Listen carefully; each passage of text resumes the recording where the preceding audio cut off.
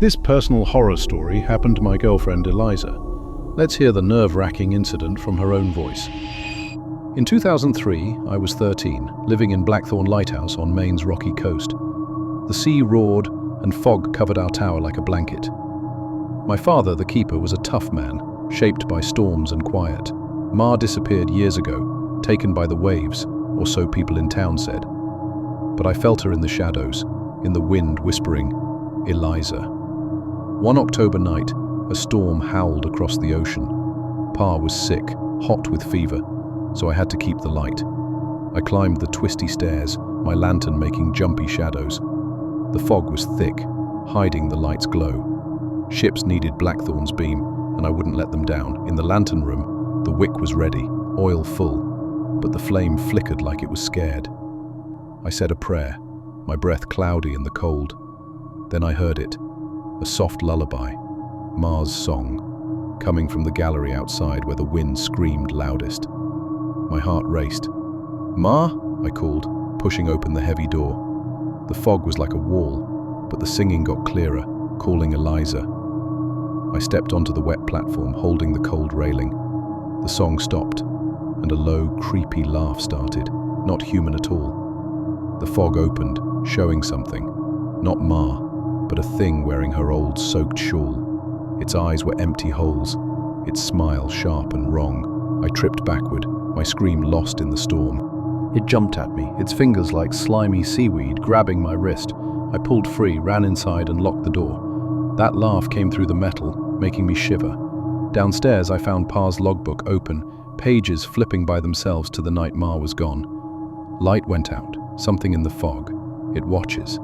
My hands shook as I tried to light the lantern again, but the flame wouldn't stay. The laughter got louder, now inside the tower.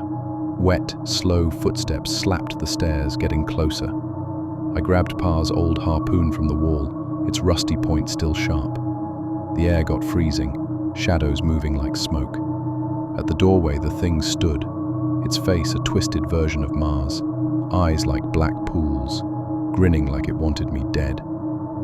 You can't take the light, I said, my voice strong despite my fear. It hissed, sliding closer, its shawl dragging like a trap. I held the harpoon tight, heart pounding. The thing's laugh shook the glass windows. I swung, but it dodged, quick like a shadow, its claws scraping my arm cold as ice. I gasped, the lantern flickering behind me. Get back! I yelled, stabbing again. It grabbed the harpoon, its touch burning like frost. I kicked its weird, webbed legs and it wobbled, screeching. With all my might, I jammed the harpoon into its chest. It screamed like glass breaking and melted into a puddle of seawater, the shawl turning to dust. The lantern blazed bright, cutting the fog. I fell to my knees, shaking.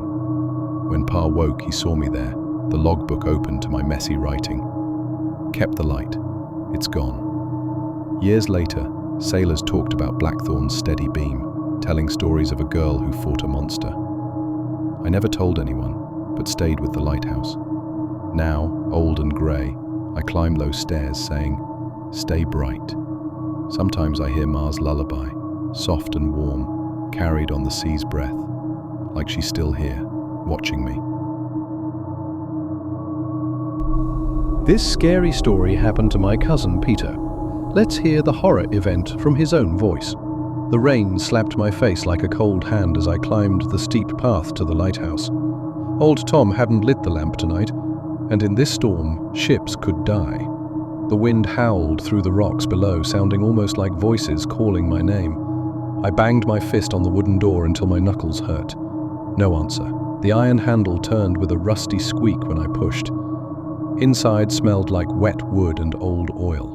The huge lamp above me turned slowly, making shadows crawl up the stone walls like spiders. Tom? I called out. My voice sounded small and scared. From somewhere above, a wet cough answered. The spiral stairs were slippery under my boots. At the top I found Tom slumped in his chair.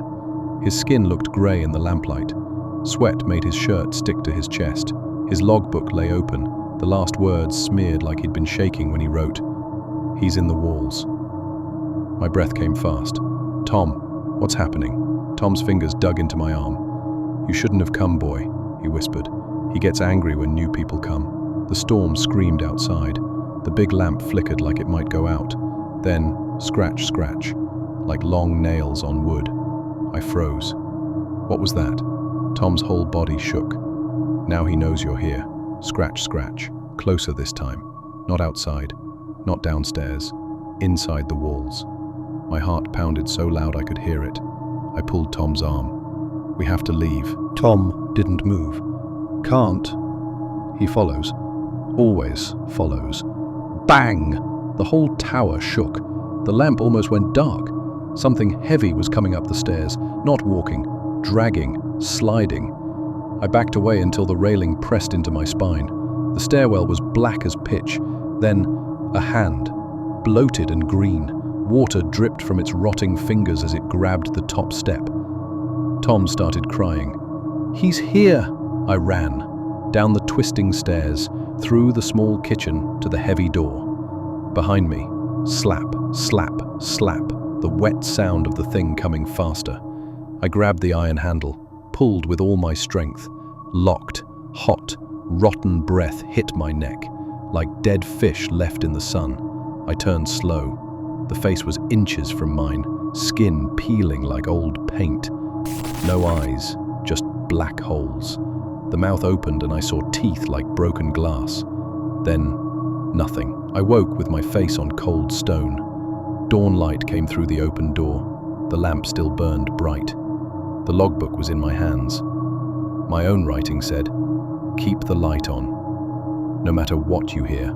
Outside, the waves crashed against the rocks. Something dark moved just under the water, waiting for me. Now I sit here every night, listening to the scratching in the walls. When new keepers come, I don't warn them. I can't, because the thing gets hungry, and I don't want it to be hungry when it's my turn again.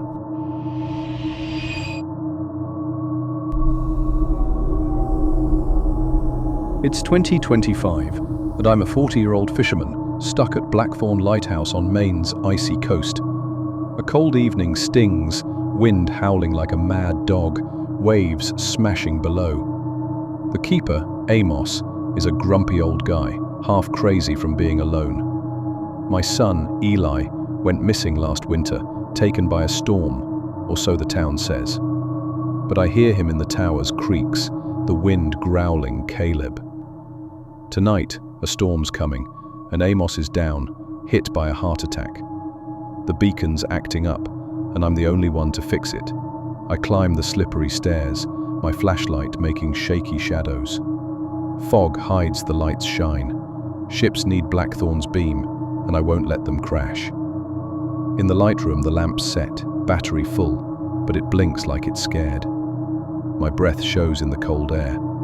Then I hear it, Eli's giggle, soft and happy, coming from the old coal chute below. My heart jumps. "Eli!" I yell, running down, flashlight wobbling. The giggle turns sharp and creepy, calling 𝘁𝗍𝗶𝗆.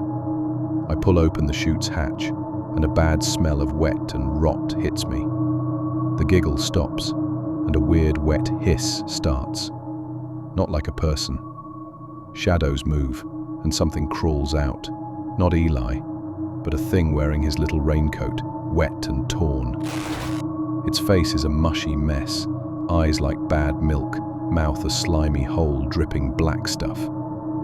I choke, stepping back, my yell lost in the storm. It jumps, its thin, twisted legs scratching my ankle, cutting skin. Blood drips, hurting bad. I run up, slam the hatch, but its hiss sneaks through. Amos's tablet's on, showing a note from Eli's last day. Light went out. Something in the chute. It cools. I try fixing the lamp, but it goes dark again. The hiss gets louder, inside now. Fast, scratchy steps climb the stairs. I grab a harpoon, its old point still sharp. The air's freezing, shadows wiggling like bugs. The thing rushes in, its body a bony, slimy pile. Eli's raincoat stuck to its gross skin. Its eyes stare, wanting me. "You can't take the light," I say, voice steady though I'm scared.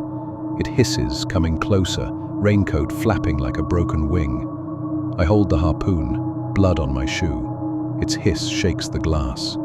I stab, but it moves fast, like a snake, its claws cutting my leg, ripping deep. I yell, pain burning, the lamp blinking. "Get out," I shout, stabbing again. It grabs the harpoon, its touch like cold mud stinging my hands. I punch its weak face, breaking it. It screeches, swinging at me, its sharp mouth snapping near my neck. I kick its skinny legs, hearing them crack. It falls back, spitting black goo. I pull the harpoon free, dodge its claws and jam it into its belly. It screams, like metal breaking, and melts into a stinky puddle, the raincoat turning to mush. The lamp shines bright, cutting the fog. I fall, hurting, dizzy. When help comes, they find me. Tablet open to my typed note. Kept the light. It's gone. Years later, sailors talk about Blackthorn's beam, telling stories of a fisherman who fought a monster. I don't talk. Staying by the lighthouse, scars sore. Now, old and tired, I climb those stairs saying, "Stay bright." Sometimes in the cold wind, I hear Eli's giggle, soft and happy, carried on the sea's whisper, like he's still out there, safe.